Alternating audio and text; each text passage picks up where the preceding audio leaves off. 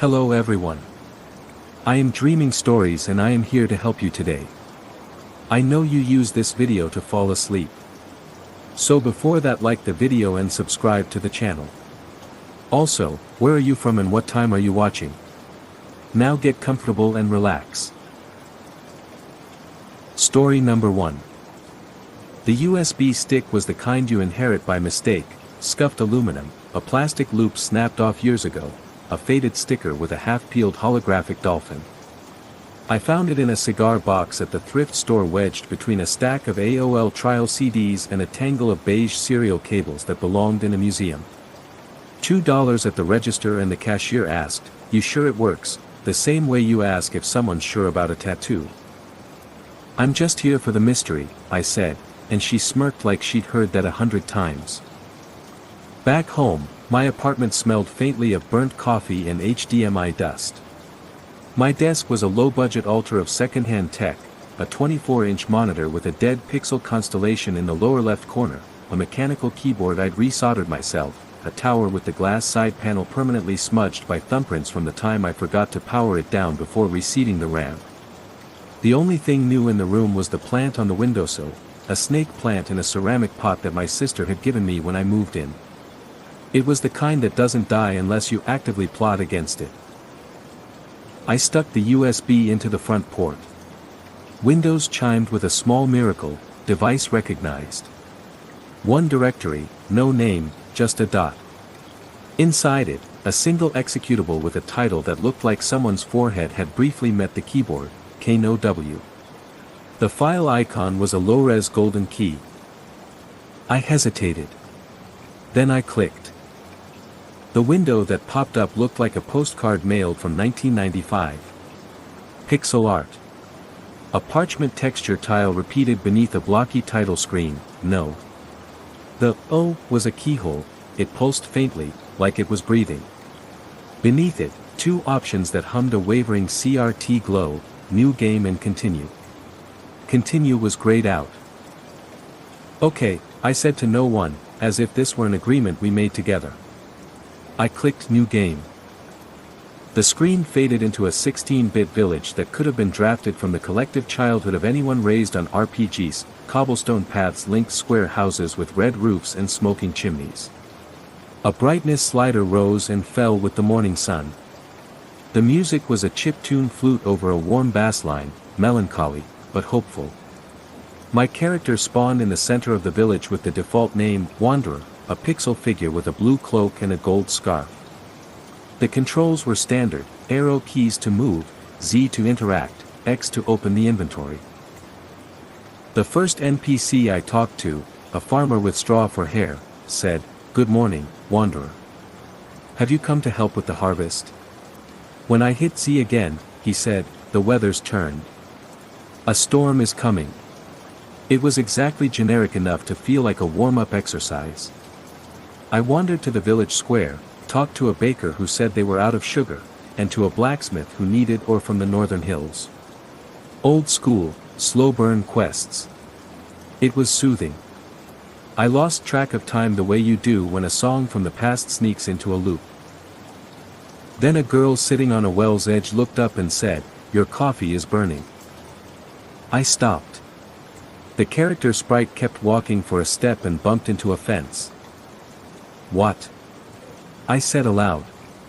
On screen, the girl swung her legs and smiled with a mouth made of 2 pixels. "Your coffee is burning," she repeated. "On the real stove."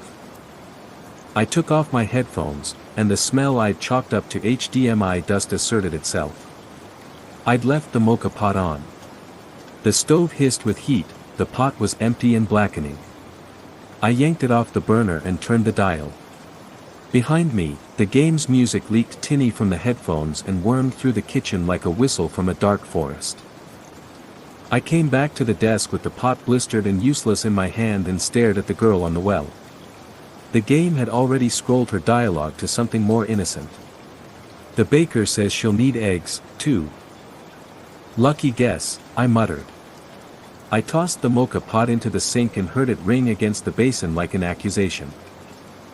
The village had 2 exits, one north, toward hills, and one south, toward a coastal path. When I steered my wanderer south, an old woman blocked the gate. She said, "Sundays are for family, you know." I smirked. "Not for me." She tipped her head. The text box popped with a soft sound. "Not since your mother started working the Sunday shift at St. Bart's." That could have been coincidence. Saint names and hospitals are everywhere. But she added, "You should answer her texts, Jamie." I took my hands off the keyboard. My name, was not Wanderer. It wasn't in my PC username. I alt-tabbed and searched for a config file, an options menu, anything. The game didn't pause, it had no mouse support. I forced it closed with Alt plus F4. The window died, leaving the desktop's midnight blue background and the plant silhouette in the window. My reflection looked wrong in the glass side panel of the PC, gray t-shirt rumpled, hair that needed a plan, eyes that belonged to someone who lived in front of screens. I opened messages. The last text from my mother was a week old. "Mom, how are you? Did you get the plant I sent? Water it once a week. Love you." I typed, "Hey. Sorry.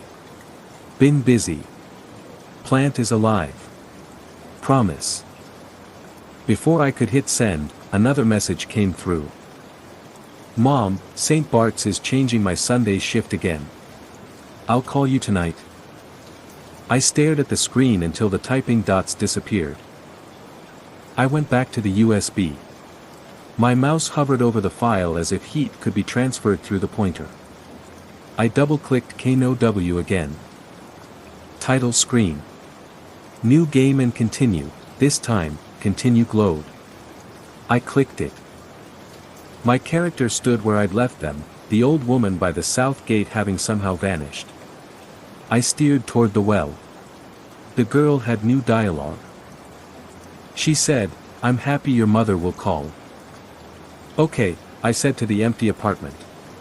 "That's a trick. That's a clever, extremely annoying trick." This wasn't a connected game, no launcher, no network prompts. The PC wasn't running any overlays. I checked the firewall out of habit. Silent. I thought about the mocha pot and decided I didn't want to think about the mocha pot. I took my wanderer north to the hills for something sensible like ore. The path wound through sunflowers and a scarecrow whose shadow stretched like a sundial.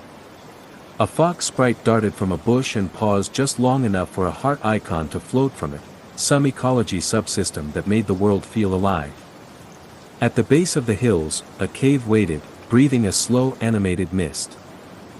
The first enemy I encountered wasn't a slime or a rat. It was a fractured memory, a mirror shape made of cutting white pixels that drifted toward me like a fog. In battle, the background dissolved into high-contrast geometry, and my command options read, speak, wait, guard, and look. No attack. Okay, I whispered, fascinated despite myself. I picked look. The text box popped, "You look.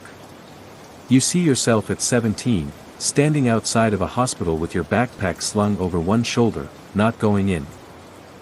I moved the arrow to speak and hit Z. "What do you say?" the game asked, and a small input box blinked beneath it. My fingers hovered. I typed, "I'm sorry." The fractured memory shuddered. The music trembled with a dissonant tritone and then resolved. The enemy's HP fell by a quarter. It countered by filling the text box, "The backpack is heavy with the snacks she asked for." The screen's edges vignette as if a camera were refocusing. I typed, "I was scared." Another hit. The fractured memory faded, then split into two shapes, smaller. One hissed, "You stopped answering the phone afterward." The other, "She forgave you anyway." I typed slower, "I know." Both shapes dissolved into pixel dust. The victory screen didn't tally XP. It displayed a single line, "You can still go in." I leaned back, the chair's cheap mesh groaning. The air in the room felt denser, the same way it feels before a storm. I could have uninstalled the game, and I probably would have if I truly believed that would do anything. Instead, I saved at the next fountain, a little pillar with water looping endlessly, and took my character deeper into the cave. Every enemy was some kind of memory fragment. Sometimes I could only wait until the text scrolled by, the time I told my ex I was fine, and then ghosted for 3 days, the Saturday I lied to my sister about visiting and played an entire season in a football sim instead, the job application I never submitted because I convinced myself I was underqualified and then watched the deadline crawl by. Speak always asked for something real, to admit, to apologize, to say the thing I'd avoided phrasing to myself. It was both mortifying and cleansing, like reading old journals while someone hums your favorite song in the other room. At the cave's end was a boss, a doorway made of black stone with a golden keyhole, same shape as the title screen. When I clicked look, it said, "Your door at 170, Pic 2 Crescent has a broken latch." Not a poem. An address. Mine. My heart went wrong for a beat. I stood up too fast. The plant on the sill blurred into the skyline's geometry. I told myself every horror story caution I'd ever read: unplug the USB, check the ports, scan the system. The keyboard's keys felt greasy with sweat. I alt-tabbed, no windows open except the game. I tried to take a screenshot and watched the file saved to my desktop as no_001.png. Something banal.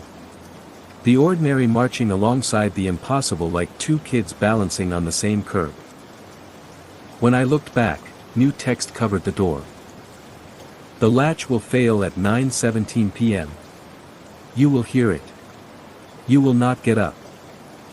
I fumbled for my phone. 8:41 p.m., little white digits smirking in the corner. Wind pressed the building's face and moaned in the seams. I glanced at the apartment door, the deadbolt looked fine, the chain swung like a toy. I'd meant to fix the latch weeks ago. I hadn't. The game's music had gone quiet, replaced by a low thrum like my own blood in my ears. I told myself the game was reading my file system, pulling the address from a shipping label, scraping metadata. But latches didn't live in metadata. Time didn't either, not like that. I resumed. When I hit speak at the door, the game asked, "What do you say?" I typed, "I will get up." The keyhole pulsed. The door resolved into pixels of light and then evaporated. Behind it, there wasn't treasure. There was a small room with a desk, pixelated, yes, but eerily familiar.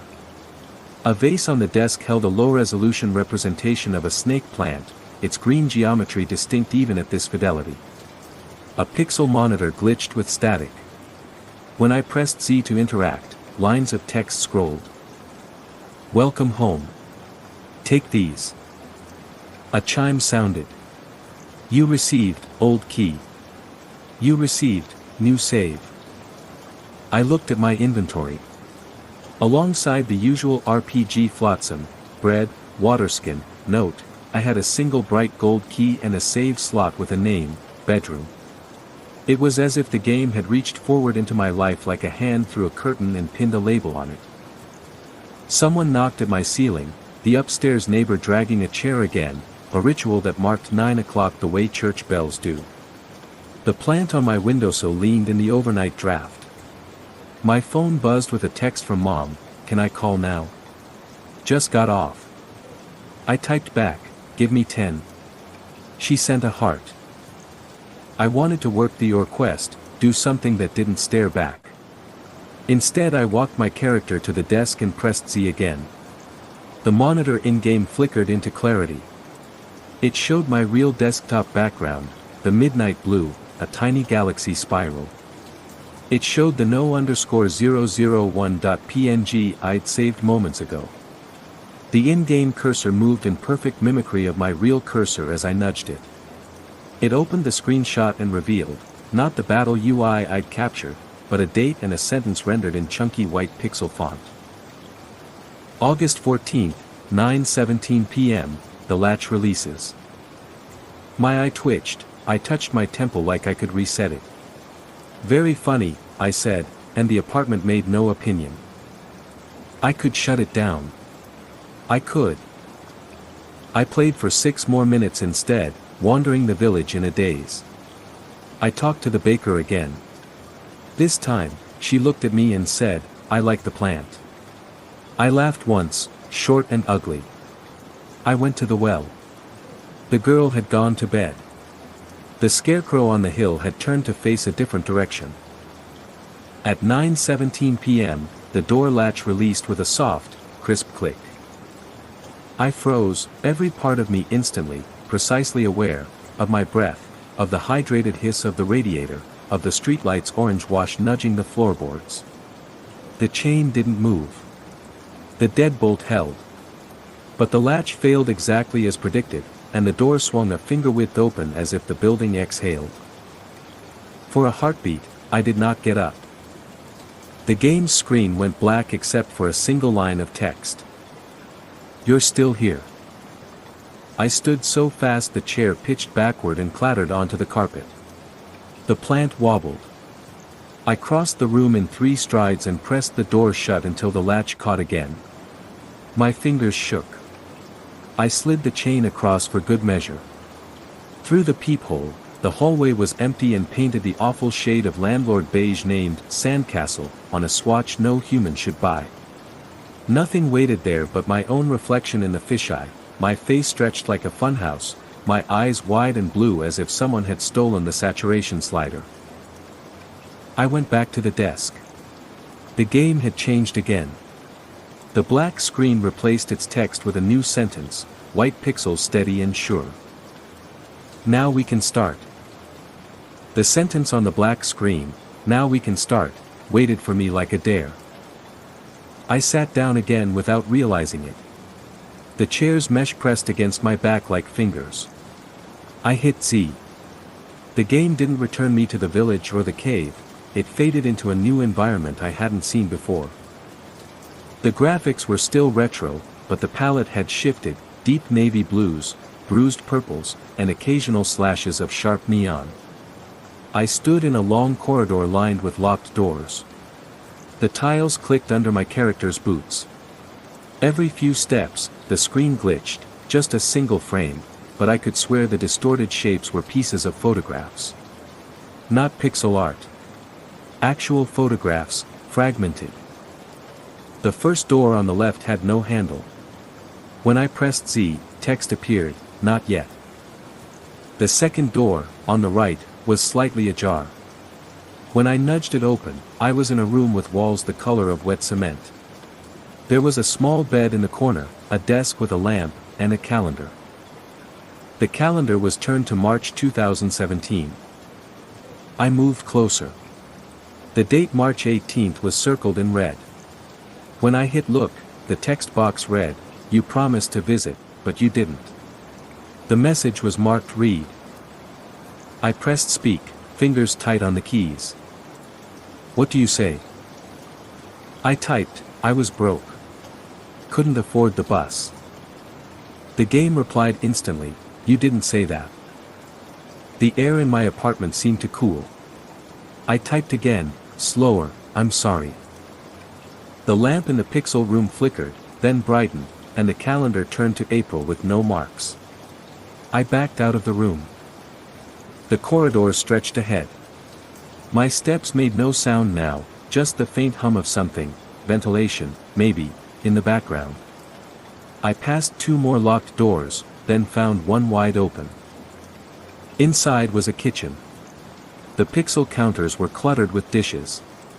On the table sat a plate with a single pixelated sandwich, white bread, no crusts, square and perfect.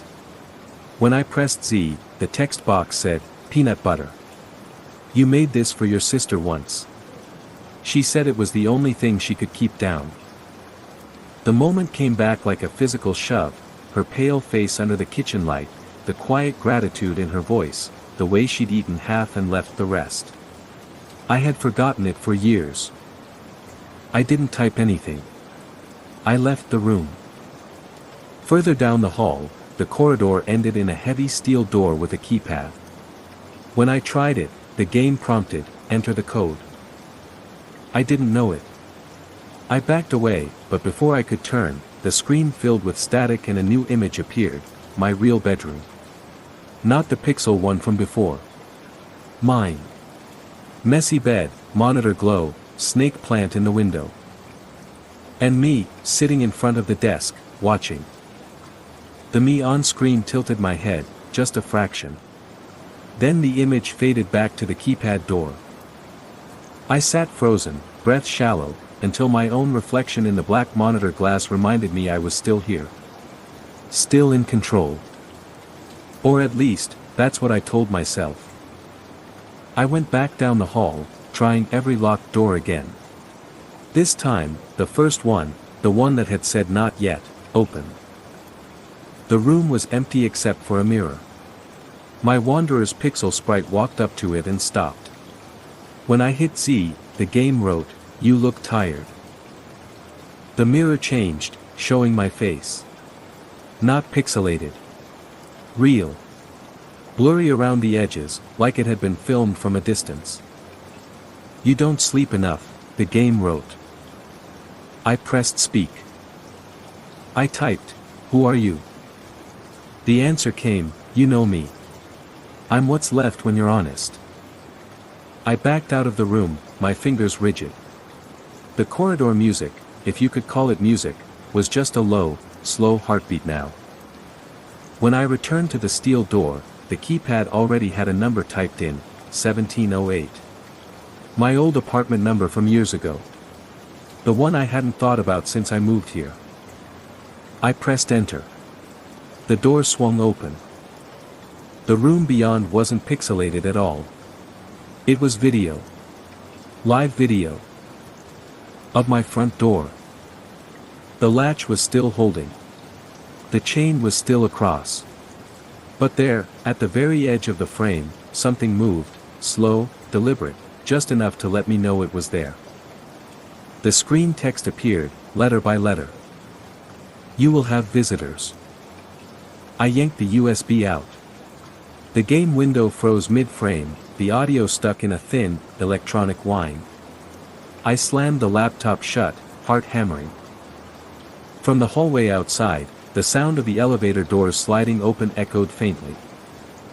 Then footsteps. Coming closer. The footsteps were deliberate, heel, toe, each one separated by just enough silence to feel intentional. I stayed perfectly still, my hand frozen over the laptop like it might spring open again on its own. The sound stopped right outside my apartment. A faint scrape followed, like fingers grazing the metal of my door. I told myself it could be the neighbor, the older guy in 3B who always forgot which floor was his after a night out. But the scrape came again, slower this time, running the full length of the door, top to bottom. I looked at the snake plant in the window. Its shadow on the wall looked wrong, too sharp for the dim streetlight outside. Then, 3 knocks. Soft. Almost polite. The USB sat on the desk, inert, its brushed aluminum catching the glow from the monitor. I couldn't leave it there. I slid it into my pocket, stood, and took 3 steps toward the door. My pulse was so loud it made the silence feel thinner. "Who's there?" My voice didn't sound like mine, too flat, too measured. No answer. I leaned toward the peephole. Empty hallway. Beige walls. The warped fisheye reflection of my own anxious eye. I waited until my calves ached from standing on the balls of my feet, then backed away. The chain was still in place. The deadbolt still turned. Some part of me thought, foolishly, that I could just go to bed, and tomorrow the game, the latch, the footsteps, the scrape would all file themselves into the weird but explainable drawer in my brain. But when I turned toward the bedroom, the laptop lid was open again. I know I shut it. The screen glowed with the game's corridor. My wanderer stood in front of a new door at the very end, one I hadn't seen before. A gold frame surrounded it, the same color as the old key in my inventory. Text waited, ready. I should have unplugged the machine from the wall. Tossed it out the window. Burned the USB. Instead, I sat down. I pressed Z. The old key left my inventory. The door opened. Inside was a single room. The walls were pitch black except for one thing, a desk, perfectly matching mine in the real world. On it, a monitor showed me, my real me, sitting there, watching this exact moment. The me on the screen smiled. It was subtle, but I knew my own face. And I knew I wasn't smiling. The text box filled, it's time for the last memory. The monitor in-game flashed and showed something I couldn't place at first. A street. Headlights. The squeal of brakes in crunchy 8-bit audio. Then, impact. My stomach flipped. I knew this. I'd been there. It was 2 years ago. I was walking home, earbuds in, eyes on my phone. I'd stepped off the curb without looking and a car had swerved, slammed into a lamppost. The driver was fine. I told myself it wasn't my fault, told myself there was no way I could have known. But I never forgot the way his face looked as he got out of the car, shaken, pale, the ghost of what could have happened if I'd been 2 steps farther into the street. The game text printed, "You kept walking." My hands were clammy on the keyboard. I typed, "I was scared."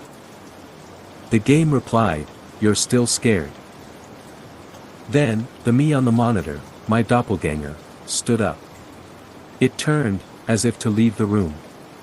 The screen camera followed it to a pixelated version of my apartment door. On my end, the real door's latch clicked open again. The chain swung loose. The me in-game reached for the doorknob. Something in me snapped past fear into something sharper, defiance, maybe. I slammed my palm onto the laptop's power button and yanked the USB from the port. The screen went black. The apartment was silent except for my breathing. The latch stayed open, but no one came in. Minutes, or hours, I couldn't tell, passed before I finally worked up the nerve to shut the door again, slide the chain back, and collapse on the bed. The USB sat on the desk like a trap waiting to be stepped in. When I woke, sunlight had replaced the street lamp's orange haze. My phone buzzed with a text from Mom, "Didn't get to call last night. Are you okay?" I stared at the message for a long time before replying, "Yeah. Just needed some sleep." Across the room, the USB was gone. I didn't hear the door open. But in the quiet, I thought I heard the faint click of keys being pressed. Somewhere. Typing my name. Story number 2. The beta invite came in like any other, a clean HTML email, a company logo I didn't recognize, Astral Realms Online, and a short paragraph hyping an immersive multiplayer experience that will redefine the boundaries between player and world. I almost deleted it. But the email address was legit, tied to a real studio that had published some smaller titles I'd played. And I was bored. The client download was massive, over 60 gigabytes, but curiosity has always been my most expensive habit. By midnight, the install was done. The launcher greeted me with a minimalist black and silver aesthetic and a "Connect" button pulsing faintly in the middle of the screen. Click. The first thing I noticed was how real everything looked. Not just photorealistic textures, but the kind of subtle environmental motion that tricks your brain into thinking it's watching a live feed. Grass bent under invisible breezes. Clouds drifted lazily, casting dynamic shadows that swelled and retreated over the cobblestone square where my avatar spawned. The HUD was clean, health and stamina in the bottom left, a chat box in the bottom right. No minimap, just a compass bar at the top, marked with cardinal directions and the occasional icon for points of interest. A dozen other players milled about in the town square, some dancing, others sitting on benches, a few haggling with NPC merchants who looked almost too human. Their idle animations included yawns, sneezes, glances over their shoulders. I typed into the chat, "Hey, anyone new?" A few players waved, one typed back, "Yeah, just started." Insane graphics, right? I wandered the square, looking for the menu button to log out so I could grab a drink before diving in. But there wasn't one. No escape key menu, no quit to desktop. The options menu covered graphics, audio, and controls, nothing else. Weird, but maybe they'd hidden it somewhere. I Alt F4 foot D. Nothing. Control Alt L brought up the task manager, but the game process didn't respond to end task. The only way out was a hard reboot. When my PC came back up, the Astral Realms launcher was still running in the background, which I didn't remember leaving open. I clicked Connect again, expecting to be back at the title screen. Instead, my character was exactly where I'd left them, in the town square, like I'd never left. That's when I noticed the chat box. A single message sat there, timestamped a minute ago. "Don't try that again." I scanned the player list. No username attached to the message. I typed, "Is that a GM?" No answer. I shrugged it off. Maybe an ARG-style gimmick to keep the beta testers engaged. I played for another hour. The world was gorgeous, rolling meadows, thick forests, ruins half swallowed by vines. The combat was fluid and satisfying, the AI enemies intelligent enough to flank and retreat. I lost myself in it. Then I decided to call it a night. I walked my character back to the town square and tried every possible combination of key presses, every / command I could think of. /quit, /logout, /exit, nothing. Finally, I typed in chat, "How do you log out?" Silence. I was about to close the game when another message appeared, again with no username. "You don't." I laughed out loud, nervous, but still convinced this was part of the beta's mystique. I went for the hard reboot again. When the PC restarted, the game was already running. Full screen. My character stood in the exact same spot, a little closer to the fountain now. And the square was quieter. Fewer players. I counted, earlier there had been maybe a dozen. Now, only 6. Before I could type anything, one of them, an armored knight, walked up to me and whispered in chat, "They're not coming back." I typed, "Who?" "The ones who vanish." The knight turned and walked away, vanishing into an alley. I followed, but the alleys in Astral Realms twisted unexpectedly, each turn revealing narrower streets, fewer light sources. I caught glimpses of the knight turning corners just ahead, their cape swaying. Then, one more corner. Gone. Only an NPC stood there now, sweeping the street. When I asked them if they'd seen the knight, the NPC looked up and said, "Maintenance is coming." I didn't like the way they said it. When I tried to press further, the NPC turned back to their sweeping animation, their eyes glassy, like a switch had been flipped. Back in the square, only 4 other players remained. That's when I realized there was no server list, no character select, no menus at all, just the game, always running, as if my connection to it wasn't a choice anymore. I minimized the window. It immediately popped back into full screen. Another message appeared, no username, no timestamp. "Stay in the square when the lights go out." I typed, "Or what?" This time, there was an answer. "You'll find out the way they did." And right on cue, the skybox shifted. Not gradually, like a sunset. Instantly. From daylight to deep night. And the lanterns in the square began to flicker.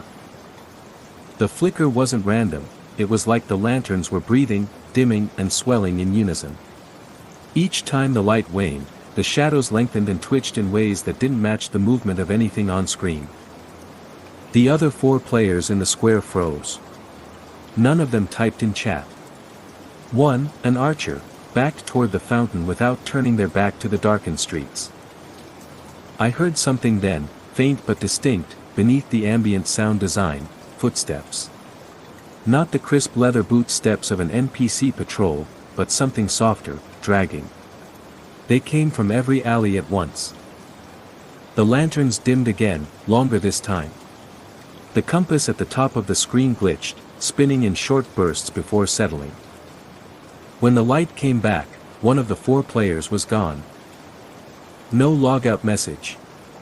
No disconnect notice. Just, gone. I typed, WTF happened? The archer finally replied, don't leave the square. The dragging footsteps grew louder.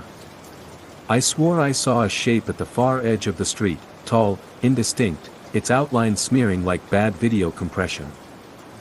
Another flicker. Another player gone.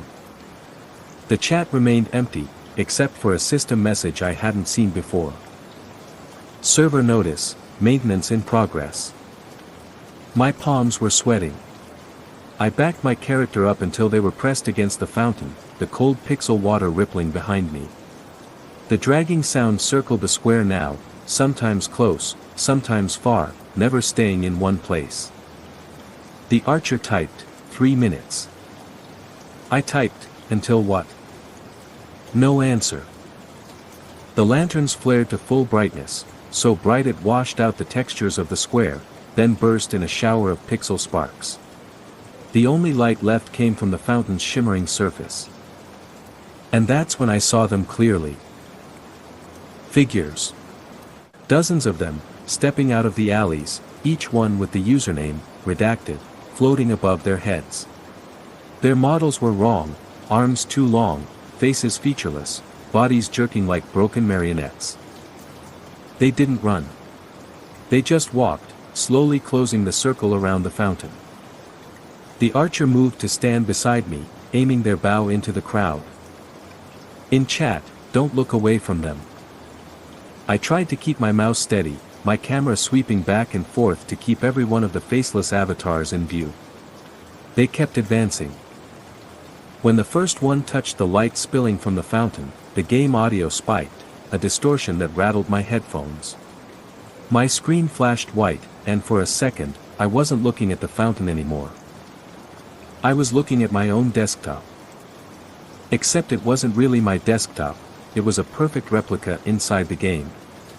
My wallpaper, my icons, even the open browser window I'd left on a news site. And over it, a single pop-up. Maintenance complete. The white flash faded. The square was empty.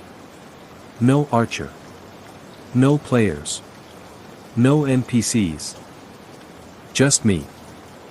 The compass bar was blank now, no directions, no icons. The chat box was gone. I tried typing anyway/quit. A message appeared in the middle of the screen. You can't log out during maintenance. I sat there, hands hovering over the keys, when I heard something new. Not in-game audio. Knocking. From somewhere behind me. My real apartment. 3 slow knocks, and then a pause, like whoever it was wanted me to know they could wait. On screen, my avatar turned without me touching the mouse. They faced a new alley that hadn't been there before. Inside it, a door. Not an in-game texture door. A perfect, photorealistic model of my own apartment door. With the sound of the knocking still coming through my headphones. The sound was wrong in a way I couldn't describe, like the knocking wasn't recorded audio but was happening through the headphones, vibrating in my jaw. On screen, my avatar took a step toward the alley. I didn't press anything. The movement was smooth, deliberate, almost careful. I slammed my palm onto the keyboard, nothing. The WASD keys were dead. The mouse wouldn't turn the camera. My character kept walking toward the door that should not have been in the game. It was an exact copy of mine. Same chipped paint near the bottom, same dent by the handle where I'd bumped it moving in a bookshelf. The knocking stopped. The in-game camera tilted up on its own, centering the peephole in frame. Through it, a shadow. Too tall. Motionless. A chat box reappeared at the bottom of the screen. No name, no timestamp, just a single line. It's time to log out. I tried Alt plus F4. Control plus Alt plus Delaware. Nothing. The game swallowed every input like it had anticipated my panic. The text changed. Open it. My avatar's hand reached for the knob. I jerked the mouse hard to the left, no effect. The hand closed around the metal, turned it, and the door swung open. The screen went black. At first, I thought the game had crashed. Then an image faded in, grainy, low light, like a CCTV feed. My stomach flipped when I realized what I was seeing, the inside of my own apartment, from a high corner of the living room. The feed shifted. A figure stepped into frame from the open door. They were wearing my armor set from the game. The same pauldrons, the same tattered cape. The visor of their helmet tilted toward the camera. Text appeared in the middle of the feed. You're in the game now. The figure started walking toward the camera. The feed fuzzed with static every time they took a step. I ripped my headset off. The knocking started again, only now, it was coming from my bedroom door. I turned. It was closed when I went to bed earlier. Now, the knob was turning, slow, deliberate. The monitor behind me beeped. I glanced at it just in time to see the feed cut to black and a single line of white text appear. Maintenance finished. Welcome to Astral Realms. The bedroom door latch clicked. I never saw who stepped inside. Story number 3. It started on a night when I was supposed to be asleep 2 hours ago. My stream was over, chat had gone quiet, but I was still sitting there with my controller in hand, replaying a comfort game from my childhood, Blade Requiem 2. The one I'd speedrun so many times I could play the first half with my eyes closed. I knew every glitch, every skip. Muscle memory took over. My fingers danced through inputs I'd practiced since middle school. The endgame clock was looking good, maybe a PB if I nailed the final boss phase. Then I noticed something odd in the level select menu. Under the usual options, continue, load save, new game, there was a fifth line I'd never seen before, mirror mode. It wasn't in the manuals. It wasn't in the speedrunning wiki. Curiosity outweighed common sense. I clicked it. The screen went black. Then the game dropped me into a boss arena I didn't recognize, an obsidian platform suspended over a churning, endless sea. No HUD, no timer. Just me. And across the platform, another me. The model was perfect, same armor set I was wearing, same weapon skin, same tiny detail where I'd scuffed the gauntlet during a cutscene years ago. They even stood with my exact idle animation, the faint forward lean I'd never noticed until now. When I moved, they moved. Not mirrored exactly, but reactive, sidestepping if I advanced, circling if I strafed. A nameplate appeared above their head, player_2. No health bar. No music. I swung my sword. They blocked instantly and countered with the same combo I'd been spamming earlier in the run. The timing was perfect, down to the frame. I grinned. Okay, devs. Hidden challenge fight. I see you. We traded blows, each reading the other's moves with impossible precision. The longer it went on, the more I realized they weren't just copying my past moves, they were predicting my next ones. I tried a feint I'd used in competitive matches years ago, something obscure enough I doubted anyone remembered it. They punished it before I'd even committed. Then they started using moves I hadn't made yet, exact inputs I was thinking about but hadn't pressed. My fingers twitched toward a heavy slash, and their parry was already in motion. 10 minutes in, they had me on the back foot. My hands were sweating. That's when the arena began to change. The obsidian floor sprouted cracks, revealing flashes of color beneath, muted reds, pale blue, the yellow from the posters in my apartment. Shapes started bleeding through, warping the texture maps until I recognized them. My room. In-game, the arena floor became a perfect, low-resolution replica of my bedroom, desk, chair, empty coffee mug, the snake plant on the windowsill. Player_2 stopped attacking. They just stood there, looking at me. Then the game's camera pulled in, tighter than it ever had before, until I could see through their visor.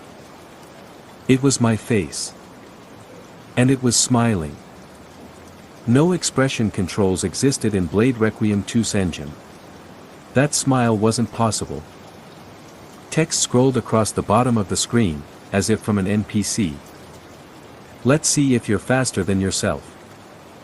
The fight resumed, but now, every move they made was exactly what I was trying to do in real life, only half a second faster. It felt like shadowboxing against a reflection that refused to let me win. My health dropped to 1 hit left. My hands ached from gripping the controller too tight. And then, in one clean motion, they landed the final blow. The screen went black. My headset, which I'd left on the desk, crackled to life. My own voice came through it, clear, calm, with a note of challenge. Ready for the next round? I didn't answer. My throat was dry enough that nothing would have come out anyway. The black screen lingered, just long enough for me to consider pulling the plug on the console. Then, without a transition, I was back in the game, but not in any map I knew. The loading text at the bottom read, Round 2, Your World. The camera panned around my avatar, but the environment behind them wasn't fantasy castles or cursed forests. It was my apartment. Not a texture pack, not stylized. Photorealistic. The desk, the crumpled hoodie on the chair, the faint stain on the carpet from where I'd spilled coffee last month, it was all there. I moved my character toward the in-game front door. It was locked. Tried the window. Boarded from the outside. Then, player_2 spawned in. This time, there was no armor. No helmet. It was just me, down to the exact t-shirt I was wearing in real life. The way their hair fell in that unflattering part when I didn't style it. Even the tired set to the shoulders. They didn't rush in to fight. They just explored. Picking up the mug on my desk, turning it over. Pausing to look at the snake plant. I stepped forward, testing the distance. They matched me, step for step, until we stood face to face. Text appeared in the chat box. You play to win, but you've been losing for years. I typed back, even though no keyboard input should have worked in this game, what are you? Instant reply, a better you. One who knows all your moves. Before I could process that, the fight began. No countdown, no signal, just them lunging forward, a blur of perfectly executed combos. And they were better. Faster, sharper.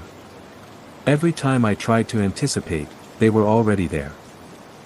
We clashed in the center of my in-game living room, our blades sparking off each other. The fight spilled into the kitchen, knocking over chairs, shattering the pixel-perfect replica of my glassware. Then I realized something horrifying, every item that broke or moved in the game, had changed in real life. From the corner of my eye, I saw my actual kitchen chair tip over.